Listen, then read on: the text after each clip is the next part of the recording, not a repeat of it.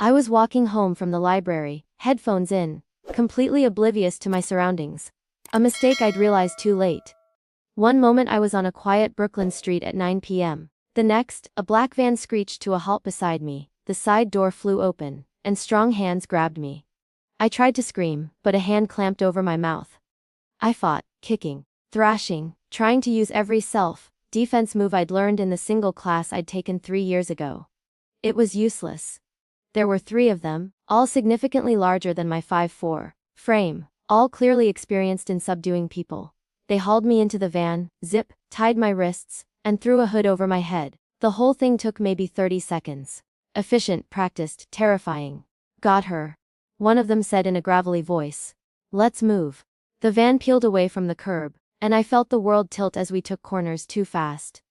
My heart was pounding so hard I thought it might explode. This was it. I was being kidnapped. Probably going to be killed. Or worse. Please. I managed to say through the hood, my voice shaking. Please, I don't have any money. My family doesn't have money. Whatever you want. I can't. Shut up. One of them said. Not aggressively, almost bored. Like kidnapping women was so routine it wasn't worth getting emotional about. The drive lasted maybe 20 minutes, though it felt like hours. When the van finally stopped and they pulled me out, I could hear city sounds, traffic, distant voices. The kind of ambient noise that meant we were still in New York. That was something, at least. Not that it helped. They marched me into a building. I counted 17 steps up, then a door opening, then the smell of expensive cologne and cigar smoke. Rich people smells. That was either very good or very bad. When they finally removed the hood, I found myself in what looked like an expensive office. Dark wood paneling, leather furniture, floor-to-ceiling windows showing a view of the Manhattan skyline. And sitting behind an enormous desk was a man who looked like he'd stepped out of a mafia movie. He was probably in his mid-30s, with dark hair, sharp features, and eyes that assessed me with cold calculation. He wore an expensive suit, had the kind of build that suggested he could hurt you very badly if he wanted to, and carried himself with the confidence of someone used to being obeyed. Remove the restraints, he said to his men. His voice was deep, slightly accented. Italian, I thought. They cut the zip ties, and I immediately rubbed my wrists where they'd bitten into my skin. My hands were shaking. Actually, all of me was shaking. Sit.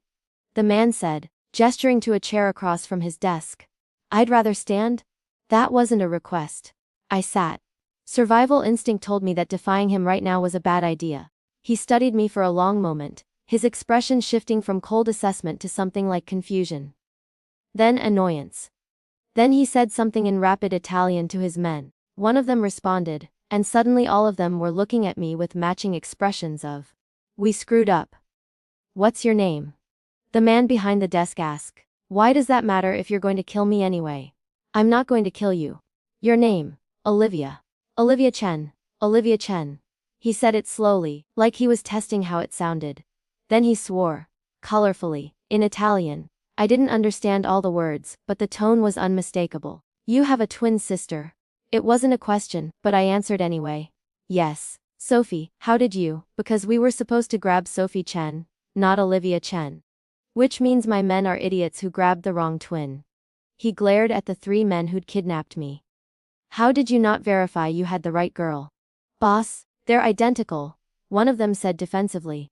"Same face, same height, same hair. We confirmed the target was at that location. Except the target wasn't there, her sister was. And now we have the wrong woman." He turned his attention back to me. "Where is your sister?" "I don't know." "Why do you want her? What did Sophie do?" "That's not your concern. Where is she?" I said I don't know. We don't exactly keep tabs on each other's schedules. We're adults with separate lives. "When did you last see her?" 3 days ago. We had coffee. She seemed fine. Normal. Whatever you think she did, you're probably wrong. Sophie's an accountant. She's boring and rule-following and definitely not the kind of person who'd be involved in anything that would make I gestured vaguely at him and his men. "Whatever you people are. Want to kidnap her." "Whatever we are," he repeated, something like amusement flickering across his face. "That's diplomatic. I'm Dante Caruso. And your sister has something that belongs to me. I want it back." "What does she have?" "Information. Files. Evidence of transactions she shouldn't have been able to access. She stole it, and now she's trying to use it as leverage. I don't take kindly to blackmail. Sophie wouldn't do that. She's not. She doesn't steal things or blackmail people. You have the wrong person. Not just the wrong twin, but the wrong family entirely. I don't have the wrong person. I have documentation proving your sister accessed secured files from her employer's system and downloaded confidential information. Her employer being a shell company my organization uses for certain financial operations. She knew exactly what she was doing. My stomach dropped. Sophie worked for Prometheus Financial, a firm that handled accounts for various clients. She'd complained recently about some irregularities she'd noticed. Accounts that didn't make sense, transactions that seemed suspicious. But I'd assumed she was just being paranoid, seeing conspiracies where there were only mistakes. If she took something, it was probably because she thought it was illegal. Sophie's annoyingly ethical. She'd report financial crimes, not commit them. Then she's naive and stupid. In my world, discovering illegal activity and reporting it gets you killed. Taking the information and trying to trade it for money, that's just slower suicide with extra steps. Is that what she did? Tried to blackmail you? Through intermediaries. Smart enough not to contact me directly. Stupid enough to think I wouldn't figure out who she was. He leaned back in his chair. Now I have you instead of her. Which presents an interesting problem. I can't just let you go. You've seen my face, know my name, know you were kidnapped. But killing you seems excessive when you're not actually the person who wronged me. How considerate of you to hesitate before murdering an innocent person. Sarcasm. Interesting defense mechanism. He pulled out his phone, typed something. Here's what's going to happen. You're going to call your sister. Tell her you've been taken. Tell her if she wants to see you alive again, she'll return what she stole and present herself here within 24 hours. Simple exchange. You for her and the information. And if she doesn't, then we'll revisit the question of whether killing you is excessive or just pragmatic. He slid his phone across the desk. Call her. Now. My hands were still shaking as I picked up the phone. Sophie's number was in my contacts. We'd been close growing up, even if we'd drifted somewhat as adults. She answered on the third ring. Liv. Whose phone is this? Why are you calling from a strange number? Sophie, I need you to listen carefully and not freak out. I've been kidnapped by people who say you stole something from them. They want it back, and they want you to come. No. Sophie's voice was sharp, panicked. Liv, don't tell them anything. Don't. Are you hurt? Did they hurt you? I'm fine so far. But Sophie, they're serious. They want you and whatever you took within 24 hours or... I'm not giving them anything. Liv, you need to escape. Find a way out. I can't. I won't trade with them. What I have is too important.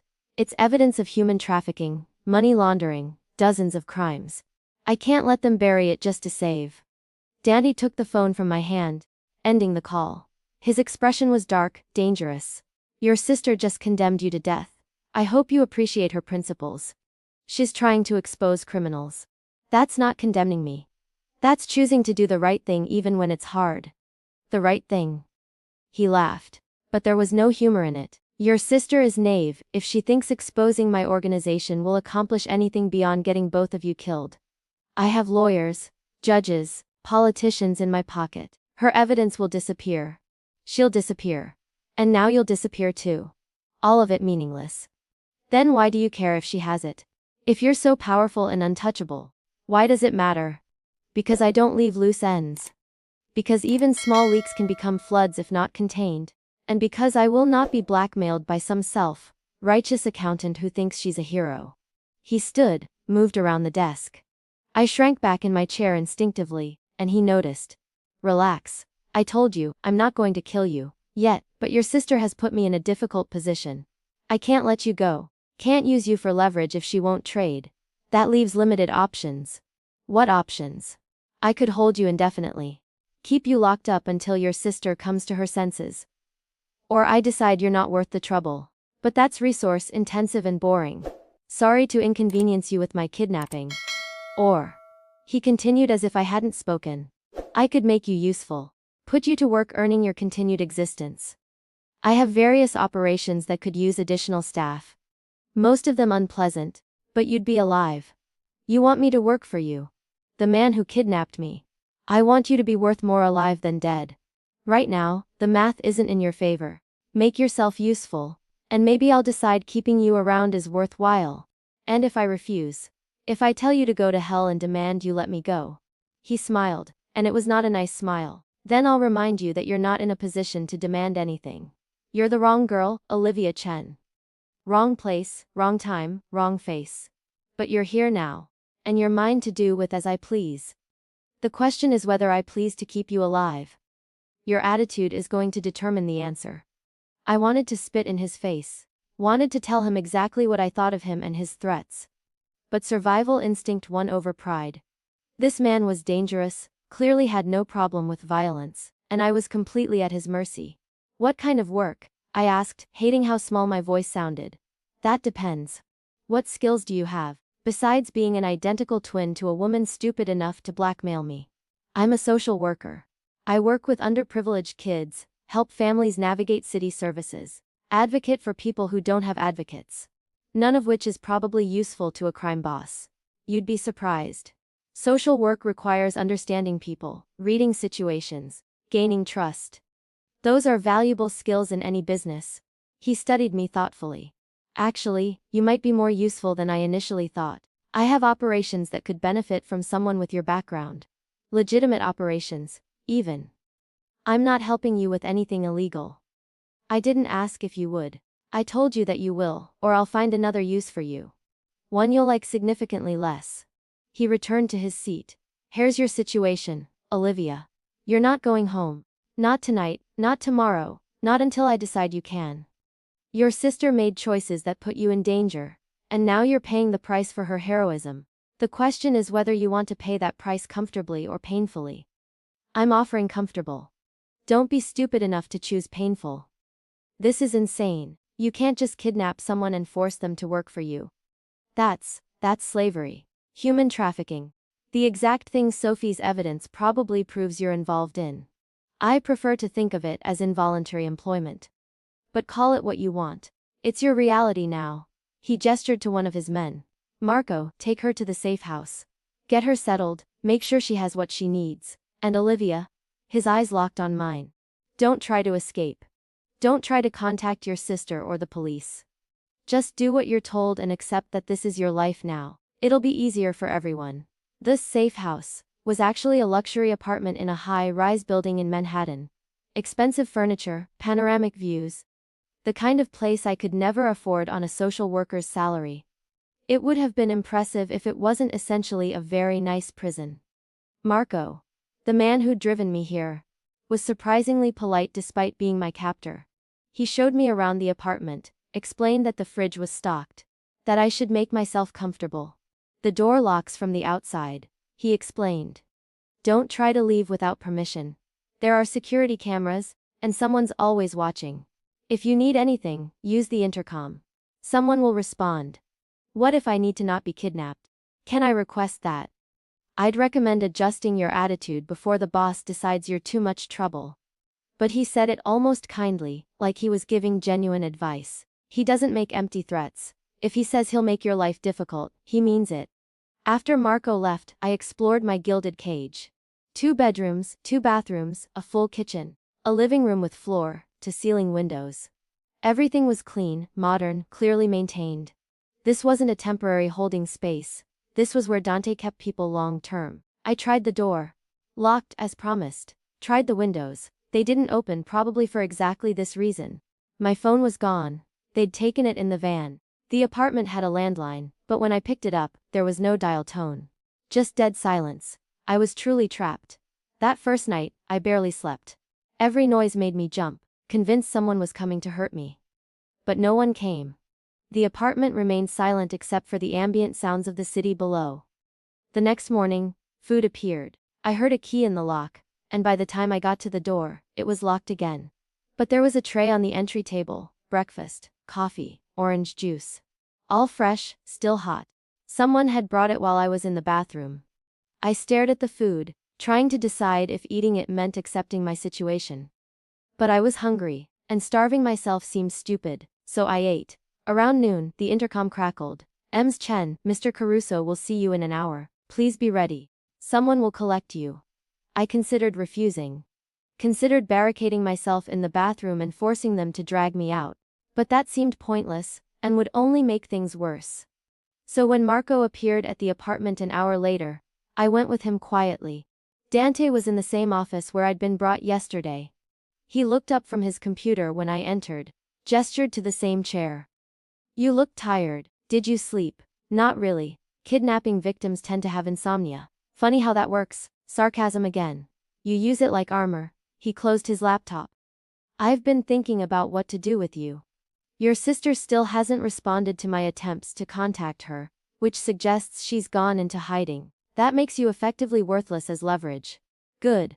Let me go then. I said worthless as leverage.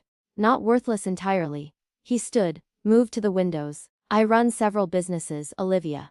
Some legal, some less so.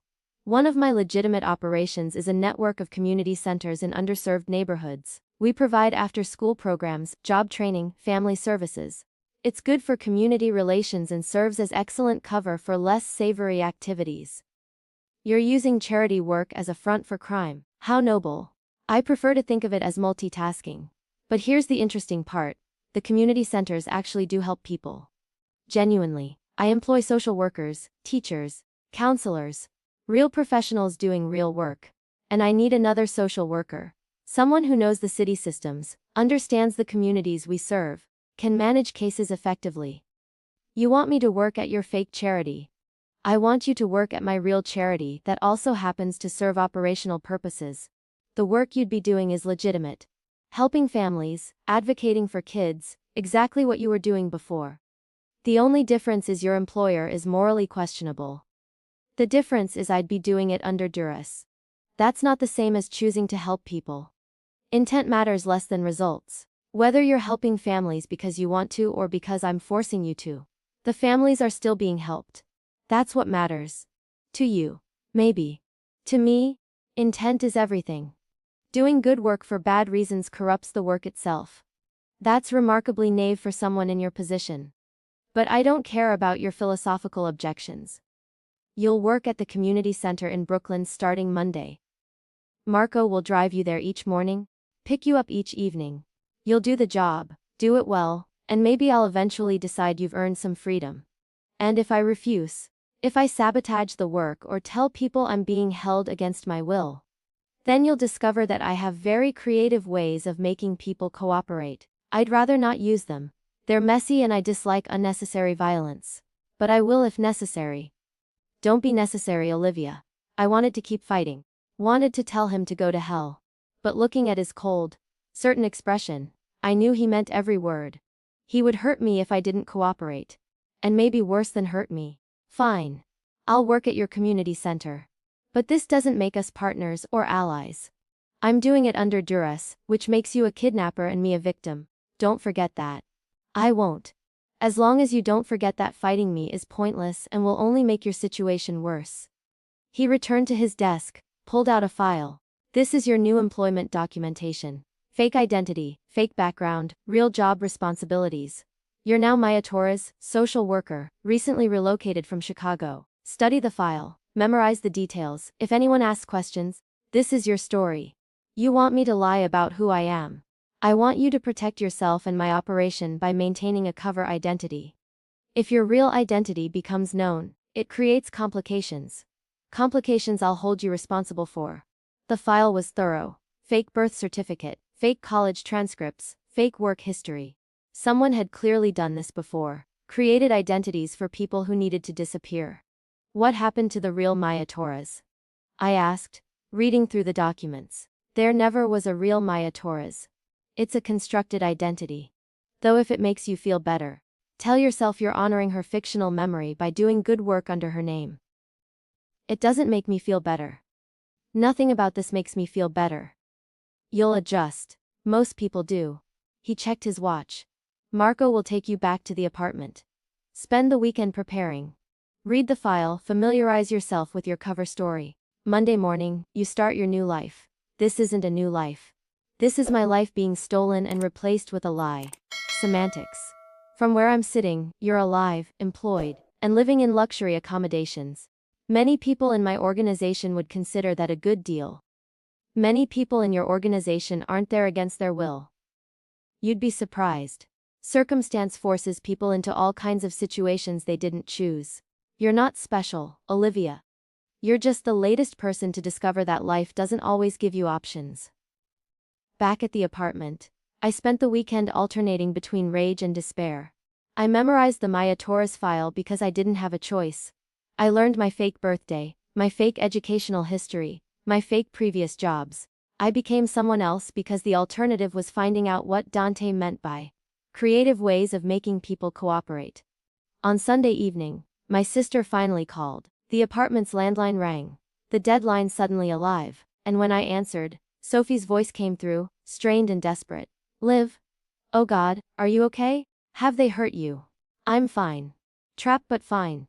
Sophie, what the hell did you do? Why didn't you just give them the information back? Because it's evidence of horrible crimes, Liv. Human trafficking, drug smuggling, money laundering. Dante Caruso's organization is responsible for so much suffering. I can't just let that go to save myself. You're not saving yourself. You're not even in danger. I am. They grabbed me instead of you, and now I'm the one paying for your heroic principles? I know. I'm so sorry. I'm trying to figure out how to get you out, but what? But you won't trade the information because your moral high ground is more important than my life. That's not fair. Liv. If I give up this evidence, how many more people suffer? How many more victims? I'm trying to do the right thing. The right thing would be saving your sister. The right thing would be not stealing from criminals in the first place. Sophie, I'm scared. I'm trapped in some apartment, forced to work for this man, and I don't know if I'll ever get free. And you're talking about principles and evidence like those matter more than me. She was crying now. They do matter. But so do you. Liv, I'm working on a plan. Just cooperate with them for now. Don't make waves. I'm gonna fix this. How? How are you going to fix this when you won't even trade to get me back? I'm talking to the FBI. Giving them the evidence. Working on a way to take Caruso down while getting you out safely. It's going to take time, but time I might not have. Sophie, these people are dangerous. You're playing games with my life. I'm trying to save it. And save all the other lives at stake. Please, Liv. Trust me, I'll fix this. The line went dead. I stood holding the phone, shaking with anger and fear and the horrible realization that my sister had chosen her principles over my safety. She was probably right. Morally, ethically, her choice made sense. But I was the one suffering for it, and I couldn't forgive her for that. Monday morning came too soon. Marco picked me up at 7 a.m., drove me to a community center in East Brooklyn. The building was nice, recently renovated, brightly painted, clearly well funded. Inside, I met the director. A woman named Patricia who seemed genuinely committed to the community. Maya! Welcome. We're so glad to have you. We desperately need another case manager. Our caseload has been overwhelming. She showed me to a small office. You'll primarily work with families dealing with housing issues, food insecurity, navigating city services. We also coordinate with the after-school program when kids need additional support. Sound manageable? It sounds like my old job, just with a different name. Perfect. Let me introduce you to the team. The other staff members seem nice. Dedicated, passionate about the work, oblivious to the fact that their funding came from criminal enterprises. Or maybe they knew and didn't care. When you're helping struggling families, you don't always examine where the money comes from too closely. My first client was a single mother with 3 kids facing eviction. Her rent had increased beyond what she could afford on her minimum wage job, and she'd fallen 2 months behind. The landlord was filing for eviction, and she was terrified of ending up in a shelter. I don't know what to do, she said, tears streaming down her face. I'm working 2 jobs. I'm doing everything right. But it's not enough. It's never enough. I spent 2 hours with her, pulling up every resource I could find. Emergency rental assistance, legal aid for the eviction proceedings, job training programs that might help her qualify for better, paying work. It was exactly what I used to do. And despite my anger at being forced into this situation, I felt good helping her. Because she needed help, and I could provide it. At the end of the day, Patricia found me in my office. Maya, I heard about the work you did with Mrs. Rodriguez. She called me crying but happy tears. Said you gave her hope. That's exactly what we need here. Thank you. I was just doing the job. You were doing it well. We're lucky to have you. Except they didn't have me. They had Maya Torres, a fake person doing real work for criminal reasons. The cognitive dissonance was overwhelming. That evening, Marco drove me back to the apartment. Dante was waiting in the living room, which was alarming. I hadn't given him permission to be there. But then again, he owned the place. Permission wasn't relevant. How was your first day? He asked, as if this were a normal employment situation. I helped a woman avoid eviction.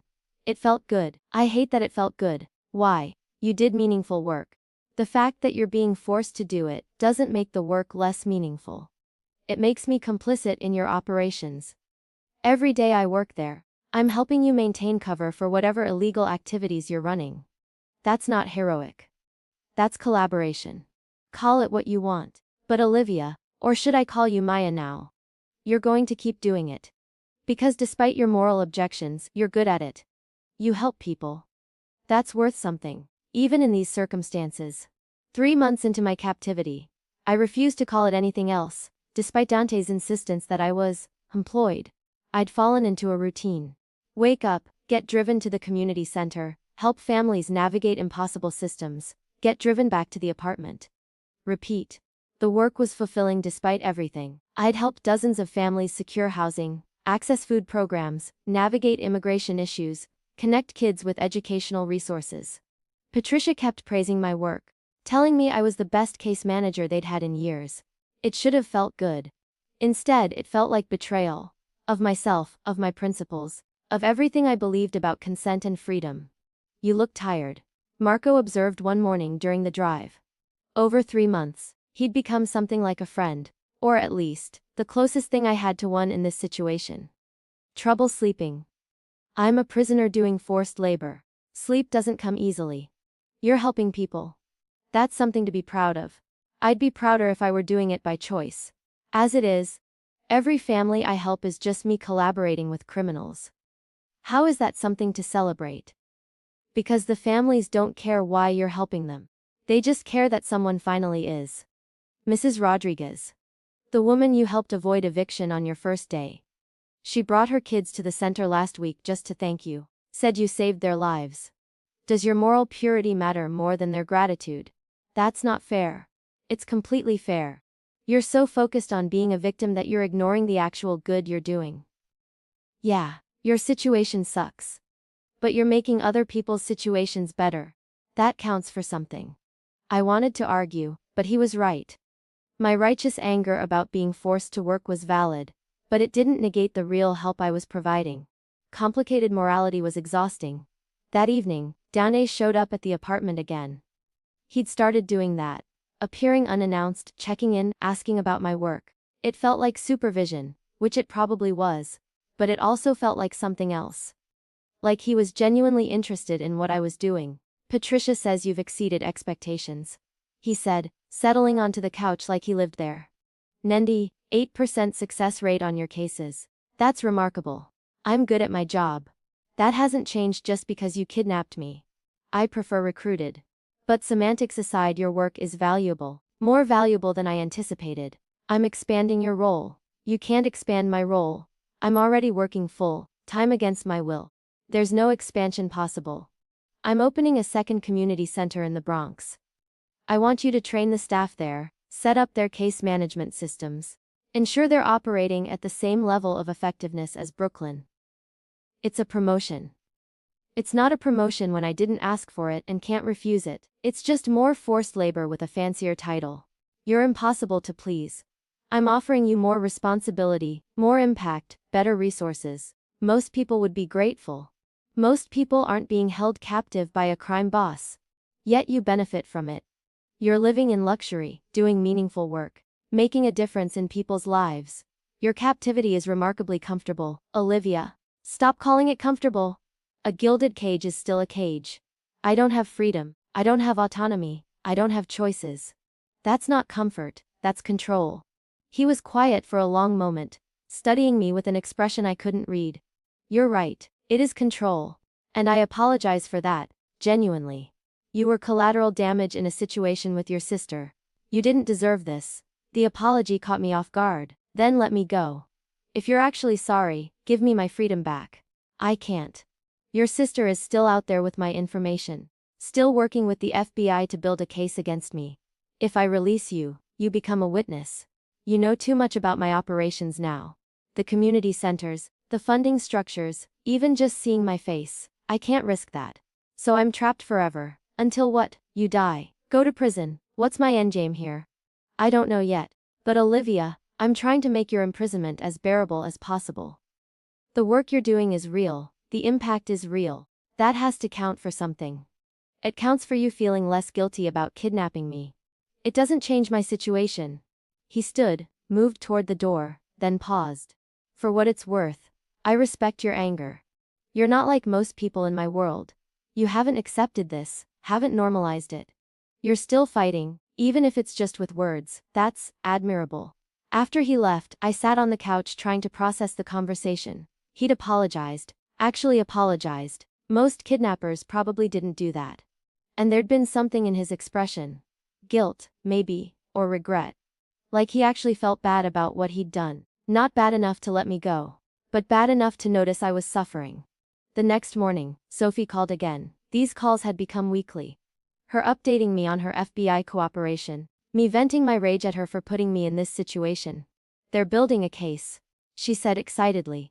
Solid evidence, multiple charges. They think they can take down Caruso's entire operation within 6 months. And then you'll be free, Liv. You'll be safe. 6 months. Sophie, I've already been here 3 months. You're asking me to endure another 6 of captivity because of your choices. I'm asking you to hold on while I fix this. Liv, I'm so sorry. If I could trade places with you, I would. But giving up the evidence accomplishes nothing except letting him continue hurting people. He's not hurting me. That's what's so twisted about this. I'm comfortable, doing meaningful work, treated well. My captivity is so pleasant it's hard to remember I'm a prisoner. That's Stockholm Syndrome. Don't let him manipulate you into thinking this situation is acceptable. I'm not. I know it's not acceptable. But Sophie, he apologized yesterday. Actually said he was sorry for putting me in this situation. What kind of kidnapper apologizes? The kind trying to manipulate you into complacency. Liv, don't fall for it. He's a criminal. Whatever kindness he shows is strategic, not genuine. Was it? I wasn't sure anymore. Dante's apology had seemed real. His interest in my work seemed real. The guilt in his expression when I called my situation what it was, captivity, that had seemed real too. Just, hurry with your FBI case, please. I want my life back. I'm trying. I promise. Just hold on a little longer. The expansion to the Bronx Community Center happened 2 weeks later. I spent 3 days training the new staff, setting up systems, ensuring they understood the resources available. It was exhausting but satisfying. Like building something meaningful from scratch. On the 3rd day, Dante showed up at the Bronx Center. I was in the middle of a training session, explaining intake procedures, when he walked in with his usual entourage. The staff immediately tensed. Clearly, they knew who he was and what he represented. Mr. Caruso, Patricia, who'd come to help with training, said nervously. We weren't expecting you. I wanted to see the new facility and observe Maya's training methods. Continue as you were. So I continued training, hyper-aware of his presence in the back of the room. He watched silently, taking notes on his phone, his expression unreadable. When the session ended and the trainees dispersed, he approached me. You're a natural teacher. The staff respects you, trusts you. That's valuable. It's just doing my job. A job you're forcing me to do. A job you're excelling at. There's a difference between doing work under duress and doing it with genuine commitment. You're showing the latter. Because the families deserve my best effort, even if you don't. Fair. But Olivia, I want to discuss your situation. Your sister's FBI case is progressing.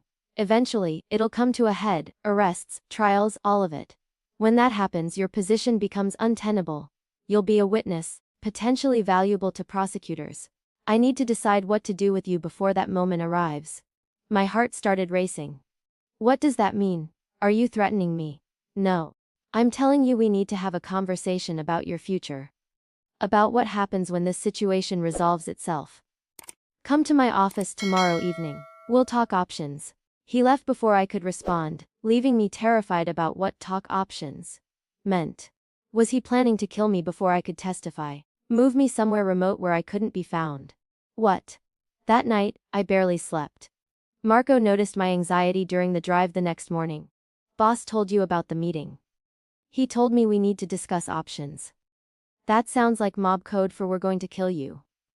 If he wanted you dead, you'd already be dead. Boss doesn't do cryptic warnings, he's efficient. If he's asking for a meeting, he actually wants to discuss something. That doesn't make me feel better.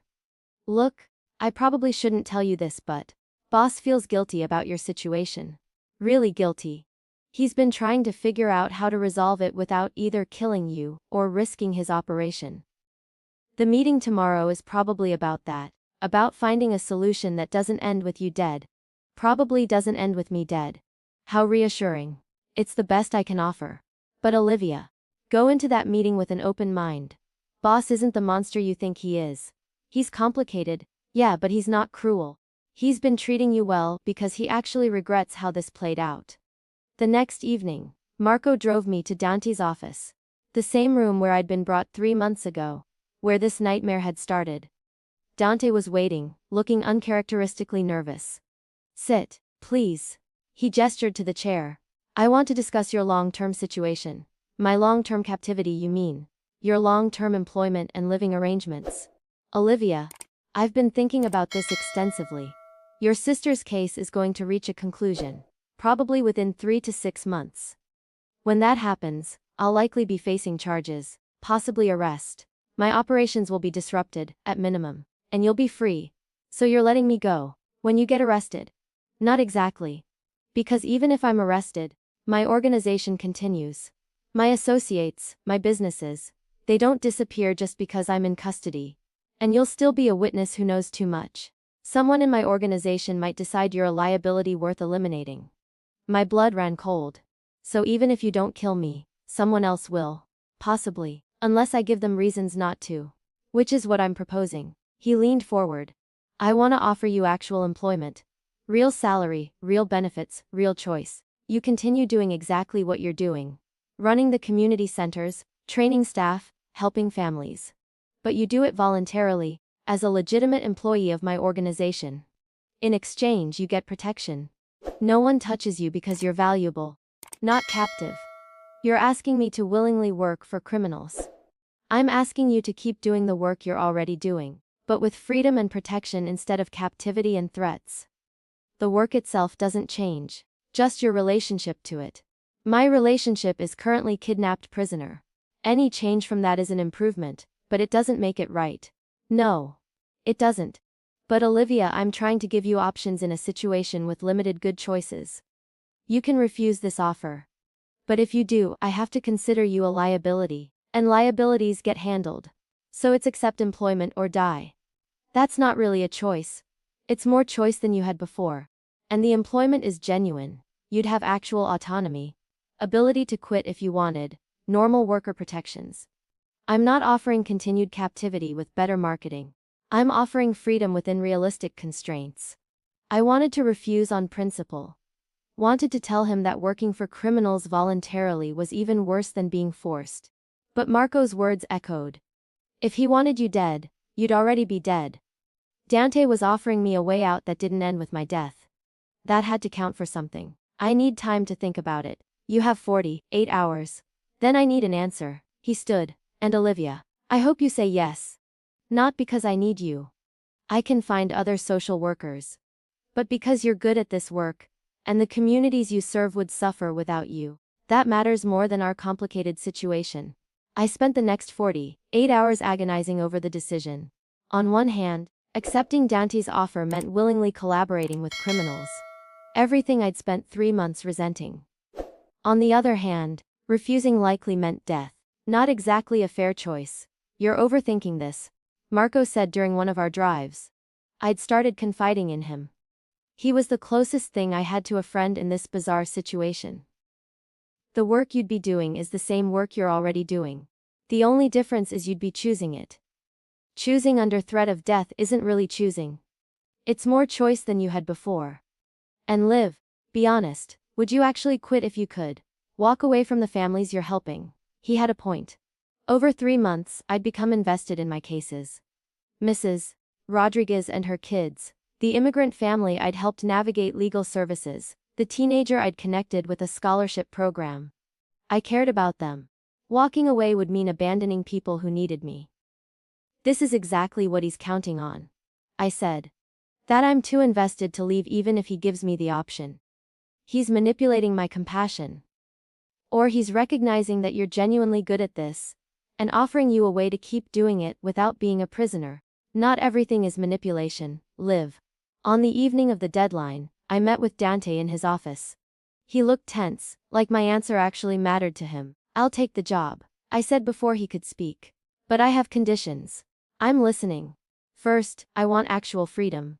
Not supervised trips between apartment and work. I want to be able to go where I want, when I want. No tracking, no guards, no surveillance. I can agree to that, with one caveat: you don't contact law enforcement or your sister. Those restrictions remain for everyone's safety. Fine. Second condition. I want a real salary. Market rate for my experience level, not whatever token amount you were planning to pay me. And I want it in legal, taxable income. I'm not becoming complicit in money laundering. Agreed. You'll be paid through the legitimate business structure, fully legal employment. Third condition. If I decide this isn't working, I can quit. Real quit, not quit and then get killed quit. You let me leave, give me protection if needed, and we go our separate ways. He was quiet for a long moment. That's the condition I can't fully agree to. If you quit, you're still a liability. Someone who knows about my operations, who could testify against me. I can promise I won't hurt you. But I can't control what others in my organization might do. The best protection I can offer is continued employment. So I'm still trapped. Just with nicer packaging. You're protected as long as you're valuable. That's the reality of this world. I wish I could offer you complete freedom, but I can't. Not without risking both of us. I hated that his answer made sense. Hated that I understood the logic. Hated that I was about to voluntarily enter into employment with a criminal organization because the alternatives were worse. Fine. I accept. But Dante, this doesn't make us friends. It doesn't absolve you of kidnapping me. I'm doing this because I have no better options, not because I forgive you. I understand. And for what it's worth, I am sorry. Truly. You were collateral damage in a situation that wasn't your fault, and I regret that. Sorry doesn't give me back 3 months of freedom. But I'll take the job. Because the work matters. Even if the employer is morally bankrupt. Over the next few weeks, my situation transformed. The locks came off the apartment. It became my actual home rather than my prison. I got my phone back, reconnected with friends, started rebuilding the parts of my life that had disappeared. Marco stopped supervising my movements. I could go anywhere. Do anything, as long as I didn't contact law enforcement or Sophie. The freedom was intoxicating. I'd forgotten how good it felt to walk down a street without someone watching. To make choices about my own time, to just exist without constant surveillance. The work itself became more fulfilling now that it was voluntary. I threw myself into expanding the programs, training new staff, connecting with the communities we served. Patricia promoted me to program director. A real promotion this time. With actual authority and decision-making power. You've transformed these centers. She told me during a review meeting. The success rates have doubled since you started. You're making a real difference. It's a good team. Everyone's committed. But you're the one who brought it together. Maya, I know you came from Chicago under difficult circumstances. But whatever brought you here, I'm glad it did. These communities need people like you. I smiled, accepting the praise while hating the lie underneath it. Maya Torres didn't exist. She was a fiction created by criminals. But the work she did, that was real. The families she helped were real. That had to count for something. 4 months after accepting the job, Sophie finally made contact. I was at my apartment when my phone rang. Her number, the first time we'd spoken since that call 3 months ago. Liv. Oh God, I've been so worried. Are you okay? I tried calling your old number but it was disconnected, and I didn't know how to reach you. I'm fine. The number changed when my situation changed. Sophie, I need you to know, I'm working for them now, voluntarily. I accepted a job with Caruso's organization. Silence. Then, what? Liv, no, you can't. That's collaboration. That's survival. They gave me a choice between accepting employment or being killed as a liability. I chose living. You don't get to judge that. But working for them voluntarily. Liv, you're helping them maintain cover for their illegal operations. You're complicit now. I'm helping families access resources and services. That's what I'm doing. The fact that it also benefits criminals doesn't change the good I'm accomplishing. The good doesn't erase the bad. You're working for human traffickers, Liv. How can you live with that? How can you live with letting me be kidnapped?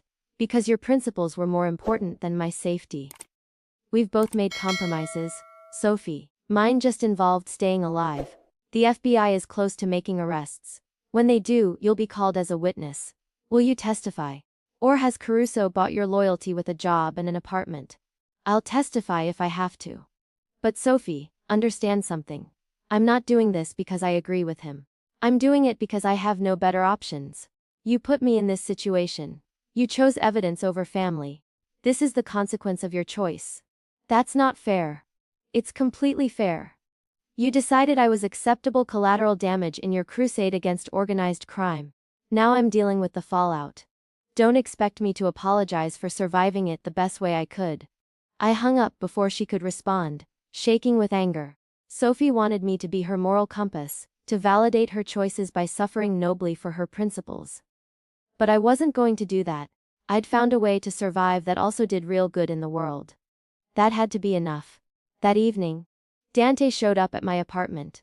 A rare occurrence now that I had actual freedom. He looked troubled. Your sister called you.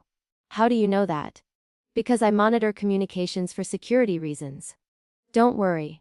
I'm not listening to your conversations. Just tracking who contacts you and when.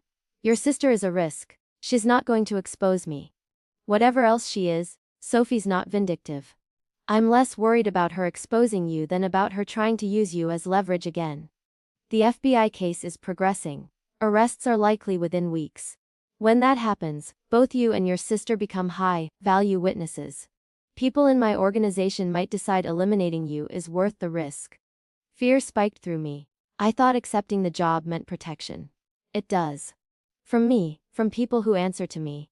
But not everyone in my organization follows my orders perfectly. And if I'm arrested, my influence diminishes. I'm telling you this so you can be careful. Aware of the risks. What am I supposed to do? Live in fear that someone might decide I'm a liability worth killing. You're supposed to let me protect you. Which brings me to why I'm here. He moved closer, his expression intense. When the arrests happen, you'll be vulnerable. I want you to stay close to me, or rather, to my protection detail. Let Marco and my people keep you safe until the situation stabilizes. Stay close to you. The man who kidnapped me. The man who's offering you the best chance of survival.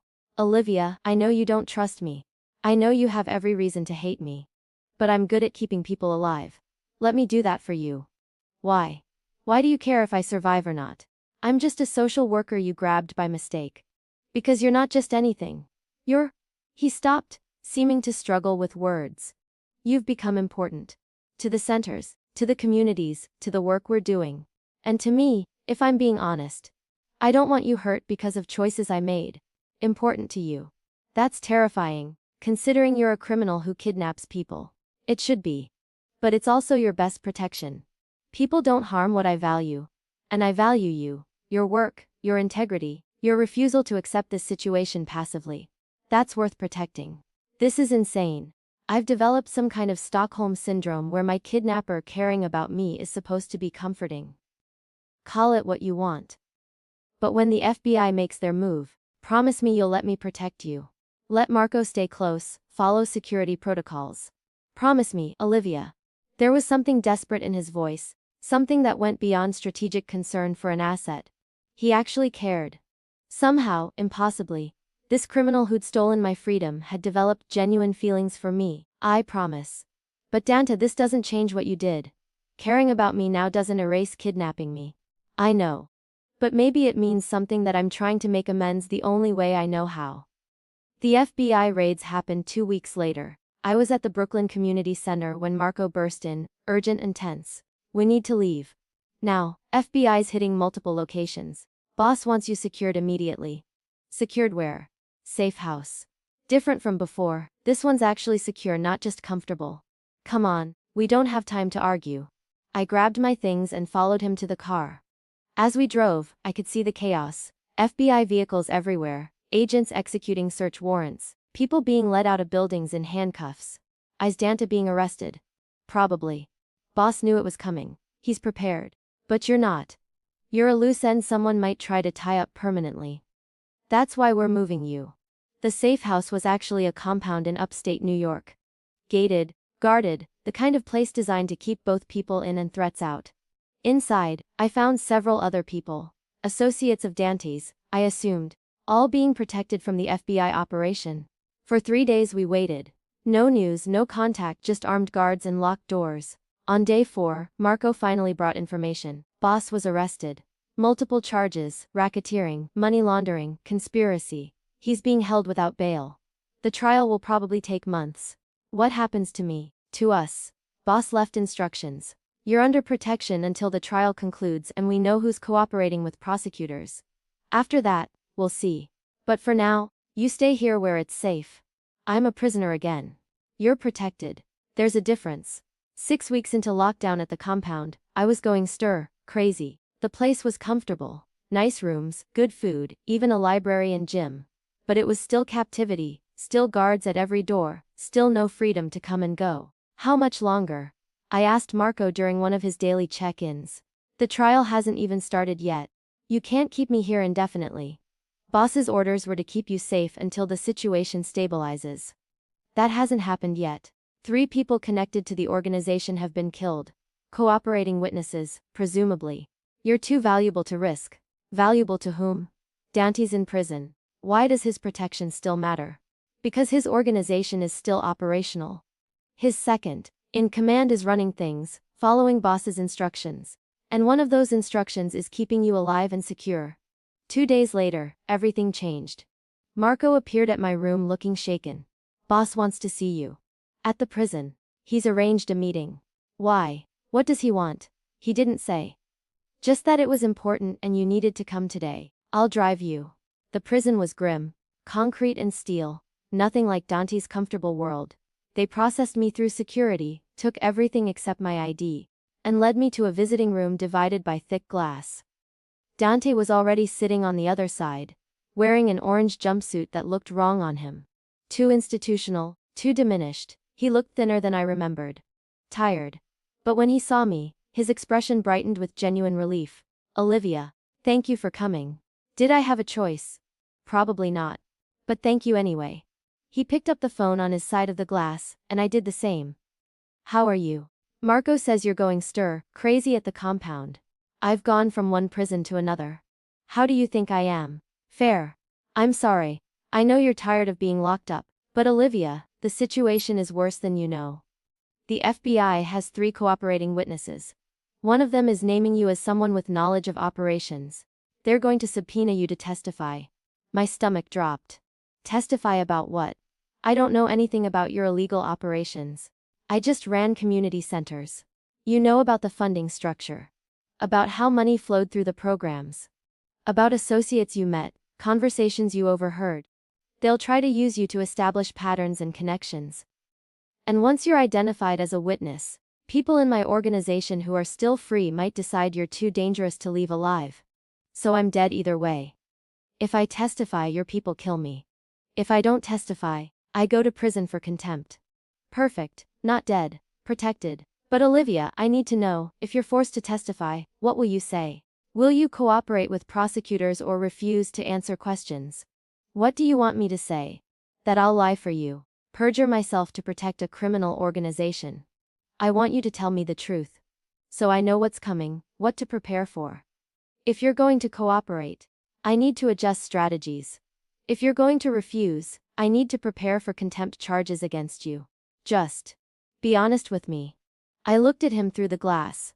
This man who'd kidnapped me, forced me to work for him, then somehow became someone I didn't entirely hate. Someone who'd shown me genuine regret, who'd tried to protect me, who'd valued the work I did. I don't know what I'll say. If they ask me direct questions about illegal activities, I'll probably answer honestly. I'm not going to perjure myself. But if they ask me to speculate or interpret things I didn't directly witness, I'll refuse to answer. I'm not going to help them convict you based on guesses and assumptions. That's more than fair. Thank you for being honest. He paused, seeming to struggle with something. Olivia, I need to tell you something. These past months, having you in my life, even under horrible circumstances, they've meant something. You challenged me, made me question things I never questioned before, made me want to be better than I was. That's not nothing. Dante, you kidnapped me, held me captive, forced me to work for you. Whatever feelings you've developed don't change that. I know. But they're still real, and when this trial is over, whether I'm convicted or somehow acquitted, I want you to know you'll be taken care of. Protected, compensated, given whatever you need to rebuild your life. That's not contingent on your testimony or your feelings about me. It's just what you deserve. Why? Why would you do that? Because I wronged you, and because... He pressed his hand against the glass. Because in another life, under different circumstances, I think we could have been something. Friends, at minimum. Maybe more. But I destroyed that possibility when I had you grabbed. This is me trying to make amends for that. I pressed my hand against the glass opposite his, separated by barrier and circumstances, and choices neither of us could undo. In another life, maybe. But in this one, you're a criminal who kidnapped me. That's what defines us, Dante. Not whatever feelings developed afterward. I know. But I needed to say it anyway. Needed you to know that you matter, to me. Beyond your usefulness, beyond protection strategies, you're important. Remember that, whatever happens next. The visit ended, and Marco drove me back to the compound in silence. I spent the next few days processing the conversation, trying to understand my own feelings. I should hate Dante. Should want him convicted and imprisoned forever. But instead, I felt complicated. Sad for what we might have been in different circumstances. Angry about what we actually were. The subpoena arrived a week later. I was ordered to appear before a grand jury to answer questions about Dante's operations. Marco immediately contacted the lawyer Dante had arranged for me, a sharp woman named Victoria who specialized in witness testimony. You're in a difficult position, Victoria explained during our prep meeting. You know enough to be valuable to prosecutors, but not enough to provide testimony that would definitively prove criminal enterprise. My advice is to answer questions honestly but narrowly. Don't volunteer information, don't speculate, don't interpret. Just answer exactly what's asked, nothing more. And if I do that, will it hurt Dante's case? Possibly. But not significantly. They have bigger witnesses, stronger evidence. Your testimony is corroborative, not primary. You're not the one who'll convict him. So I can be honest without destroying him. Essentially. Though understand. Being honest means admitting you worked for his organization. Knew it was funded through questionable means. That makes you look complicit. Are you prepared for that? I've been complicit for months. At least now I can be honest about it.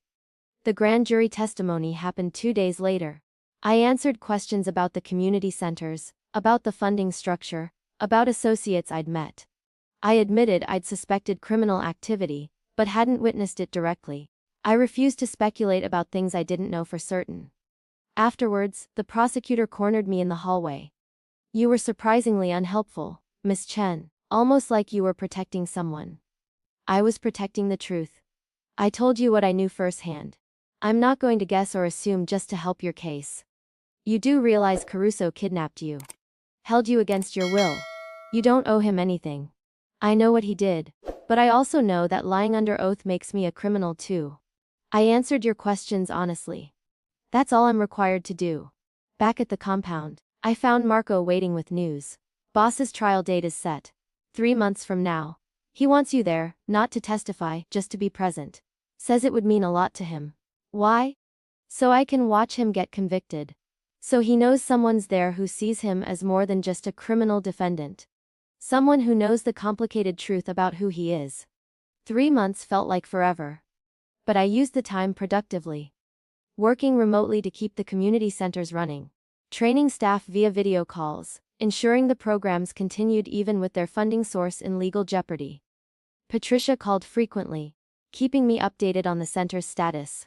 We're managing, but it's hard without you here. When can you come back? After the trial. Once the situation stabilizes and I'm not a target anymore. Maya, can I ask you something? The man on trial, Mr. Caruso, you know him, don't you? More than just as an employer. It's complicated. He's done terrible things. But he's also done good things. Understanding both truths simultaneously is exhausting. That's called being human.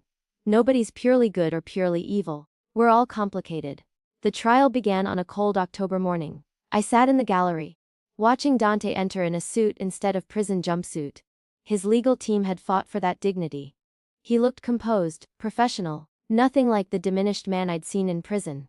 When his eyes found mine in the courtroom, something shifted in his expression. Relief, maybe. Gratitude. Like my presence actually mattered to him. The prosecution presented their case over 2 weeks. Financial records, witness testimony, intercepted communications. They painted Dante as a ruthless criminal who'd built an empire on suffering. They weren't wrong. But they also weren't complete. The defense countered with character witnesses, with evidence of legitimate business operations, with arguments about reasonable doubt.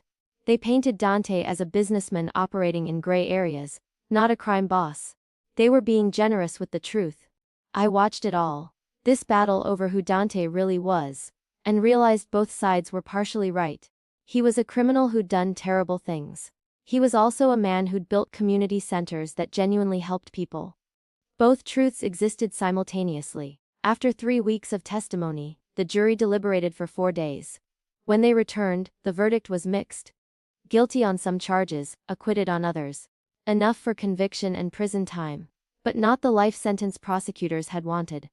Dante was sentenced to 12 years, with possibility of parole after 8. As they led him away, he looked back at me one final time. Mouthed 2 words. Thank you. I nodded, accepting the gratitude even if I wasn't sure I deserved it. Outside the courthouse, Sophie was waiting. We hadn't spoken since that angry phone call months ago, hadn't resolved the hurt between us. Liv, I saw you inside. You came to his trial. I did. He asked me to be there. The man who kidnapped you asked, and you showed up. Liv, that's Stockholm Syndrome. That's me making complicated choices in a complicated situation. Sophie, I know you want me to hate him. Want me to be a perfect victim who suffered nobly and emerged with my principles intact. But life isn't that simple. He kidnapped me, yes. But he also showed me genuine regret, protected me, valued the work I did. I can acknowledge all of that without excusing what he did to me. So you forgive him? I don't know if I forgive him. But I understand him. And I understand that people are more than their worst actions. That's not Stockholm Syndrome. That's just truth. Sophie looked like she wanted to argue but didn't. The FBI is done with both of us now. The case is closed. You're free to go back to your normal life. I don't know what my normal life is anymore. The work I was doing, it was good work, important work. I think I'll keep doing it, even if the funding source is tainted. You're going to keep working for his organization. I'm going to keep helping families who need help. The organization is just the structure. The families, they're what matters. I walked away from Sophie, from the courthouse, from the whole complicated mess. Marco was waiting with the car. Boss wanted me to give you this. He handed me an envelope. Instructions for the future. Your future, specifically. Inside was a letter from Dante, handwritten in surprisingly elegant script. Olivia. By the time you read this, I'll be in prison for the foreseeable future. I can't undo what I did to you. The kidnapping, the captivity, the impossible choices I forced on you. But I can try to make your future better than your past. The community centers are yours. Full control, full authority. The funding is being restructured through legitimate channels. Still sufficient, no longer criminal. You can run them however you see fit. Help as many families as you want. Build the kind of programs you believe in. I've also arranged for financial compensation beyond your salary. An account in your name with enough money to give you security and choices. You can refuse it if it feels like blood money. But I hope you'll accept it as what it is. An attempt to give you back some of what I took. Thank you for seeing me as more than just a criminal. Thank you for the work you did, the impact you made. Thank you for being at the trial. It meant more than you know. Be safe. Be happy. Build something beautiful with the freedom you've reclaimed. 5 years after Dante's conviction. The community centers had grown beyond anything I'd imagined. What started as 2 locations in Brooklyn and the Bronx had expanded to 6 facilities across New York, serving thousands of families. I'd built something real. Something meaningful. Something that helped people regardless of where the initial funding had come from. Torres! A teenager I'd helped get into college stopped me outside the Brooklyn Center. I wanted to tell you. I got accepted to Columbia! Full scholarship! None of this would have happened without your help. You did this, Maria. You worked hard, stayed focused. I just helped you navigate the process. You believed in me when no one else did. That's what made the difference. After she left, Patricia found me in my office. She'd become more than my colleague over the years. She was my friend, my confidant, one of the few people who knew the truth about Maya Torres. You're changing lives, she said. Every day, every family. That has to feel good. It does. But sometimes I wonder, am I doing good work despite how it started, or because of it? Does it matter that this whole life was built on kidnapping and coercion? It matters what you do with it now. You took something terrible and transformed it into something beautiful. That's redemption live. For you, for the organization, maybe even for Dante. Dante. I hadn't seen him since the sentencing 5 years ago. But we'd corresponded. Letters exchanged through Marco. Carefully worded to avoid anything that might implicate either of us in remaining criminal activity. He wrote about prison life, about programs he was participating in, about his regret for choices that had led him there. I wrote about the centers, about families we'd helped, about the impact his funding had enabled before everything fell apart. I never wrote about my feelings. They were too complicated, too contradictory to put into words. 8 years into his sentence, Dante became eligible for parole. Marco called me with the news, asking if I'd be willing to speak at his hearing. Why would they want to hear from me? I'm his kidnapping victim. Exactly. You're the person he wronged most directly. If you can speak to his character, to his genuine regret and attempts to make amends, that carries weight. I don't know if I can do that. Stand up and vouch for the man who held me captive. I'm not asking you to vouch for his past actions. I'm asking you to speak truth about who he became after. About the remorse, the restitution, the attempts to be better. That's worth something. I spent 2 weeks deciding before finally agreeing. The parole hearing was in a small room at the prison. Dante sitting at a table in prison blues, looking older than his years. 43 now, with gray at his temples that hadn't been there before. When they called me to speak, I stood and faced the parole board. 8 years ago, Dante Caruso's men kidnapped me by mistake. They were looking for my twin sister, grabbed me instead, and he decided to keep me rather than admit the error. For 3 months, I was held against my will, forced to work for his organization. It was traumatic, violating, and wrong. Dante's expression was pained but accepting. He'd known this was part of my testimony. But after those first 3 months, he gave me a choice. Continue working voluntarily or face consequences. I chose to work because the alternative was death. And over the following months, something strange happened. The work I was doing, helping families, running community programs, became genuinely meaningful. I stopped being just a captive and became someone who cared about the impact I was making. When Dante was arrested, he could have abandoned me. Let me fend for myself, face potential retaliation from his organization alone. Instead, he protected me. Arranged security, legal support, financial stability. And when he was sentenced, he transferred full control of the community centers to me. Gave me the resources to continue the work without criminal funding. I don't forgive him for kidnapping me. That's not something I can forgive. But I acknowledge that he showed genuine remorse, made real attempts at restitution, and tried to be better than his worst actions. The community centers serve over 5,000 families now. That's his legacy, built on my work but funded by his resources. That has to count for something. The parole board asked me questions. About whether I feared Dante, whether I believed he'd be dangerous if released, whether his remorse seemed genuine. I answered honestly. He'd terrified me initially. But over time, he'd shown himself to be more than just a criminal, someone capable of regret, of growth, of recognizing his wrongs. 3 weeks later, Marco called with the news. He got parole. He'll be released in 60 days. My reaction was complicated. Relief that he wouldn't spend another 4 years in prison.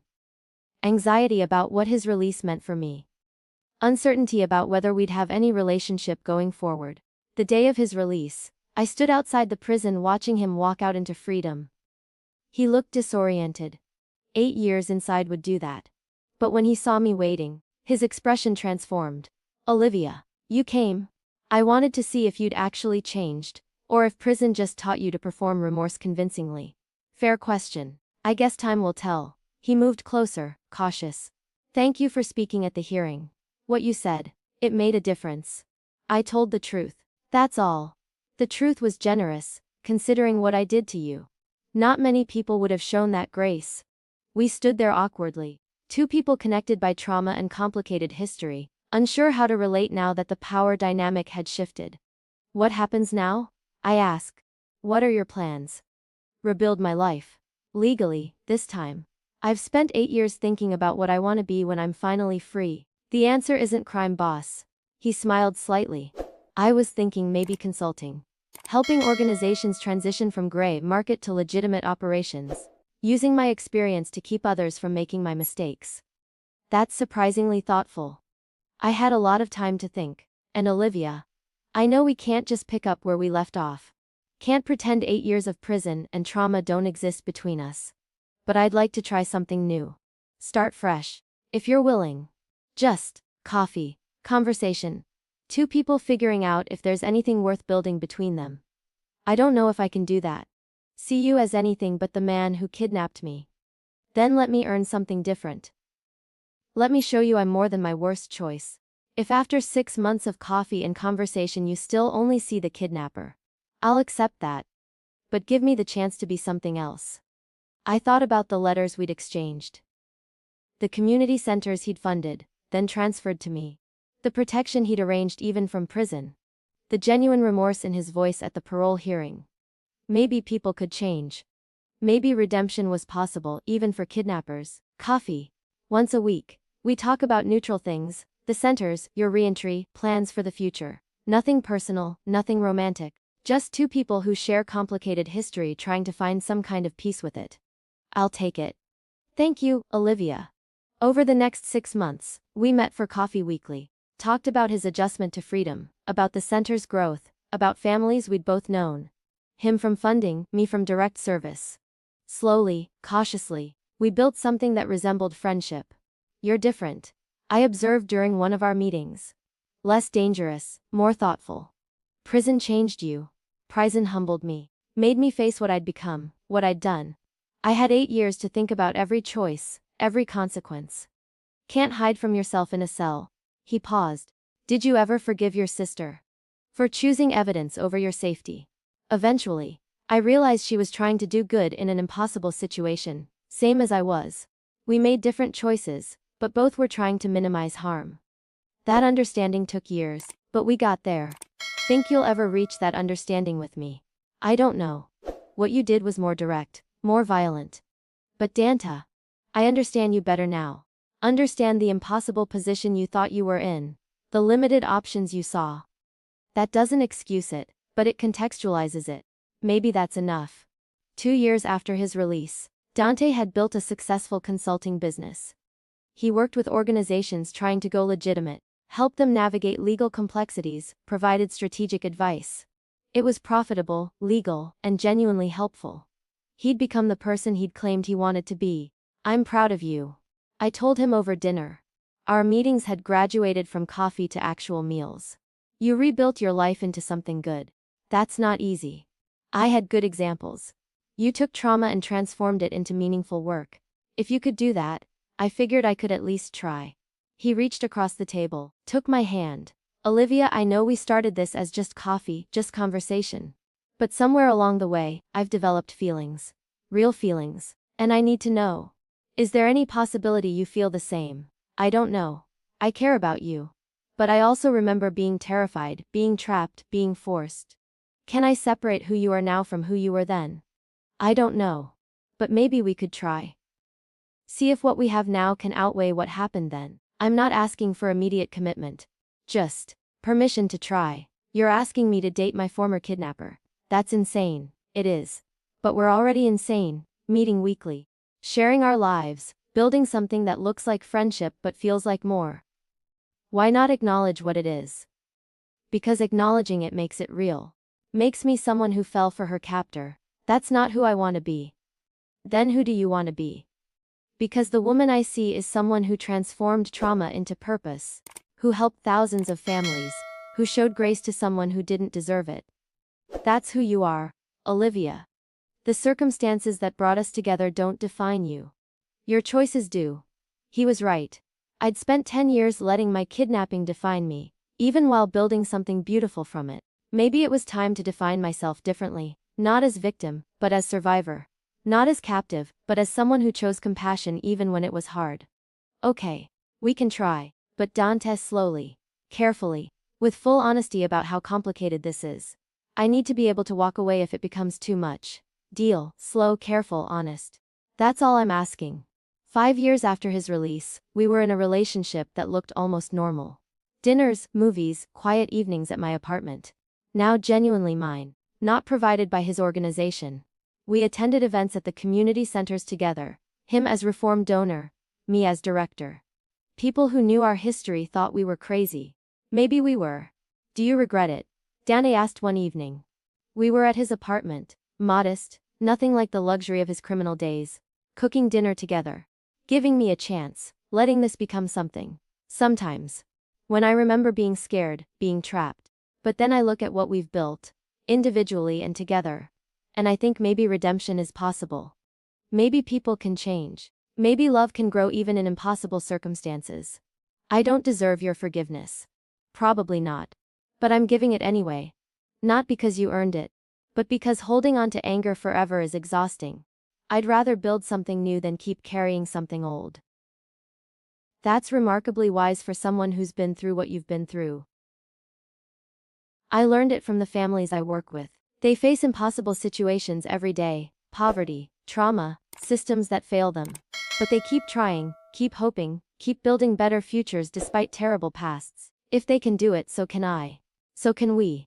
10 years after the kidnapping, 15 years after we'd first met, Dante proposed.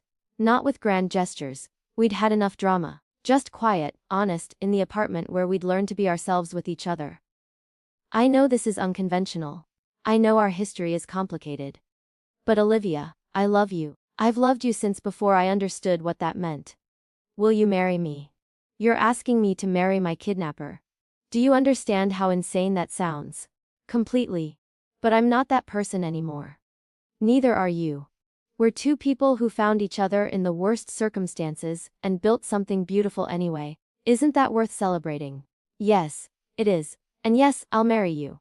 But Dante, we're never keeping secrets from each other. No hidden operations, no omissions, no protecting me from information.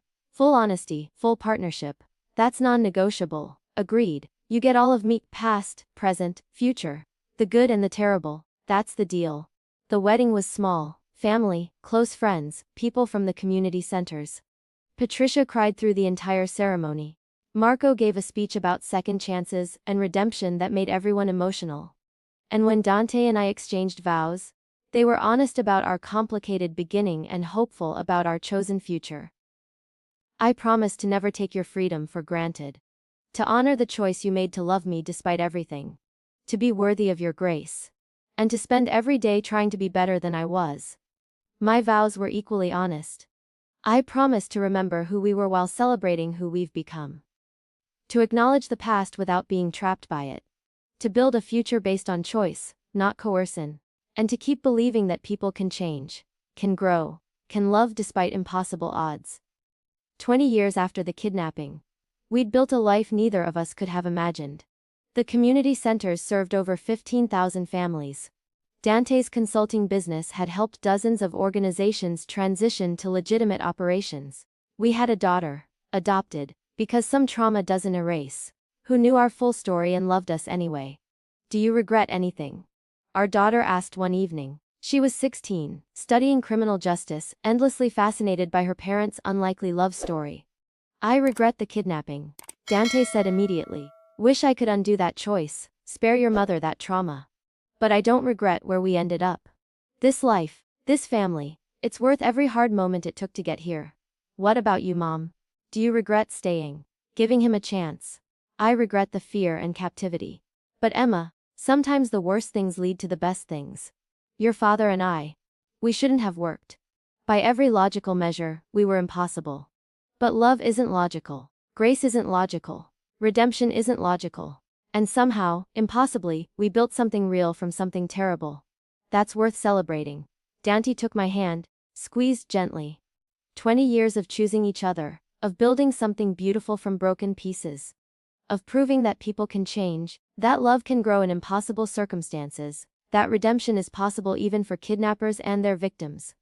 Thank you, he said quietly, for seeing who I could be instead of just who I was. For giving me the chance to become better.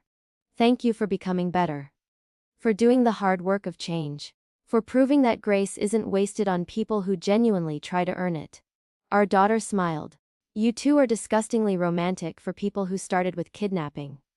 We're disgustingly romantic because we started with kidnapping. I corrected. We know how valuable this is. How easily it could have gone differently.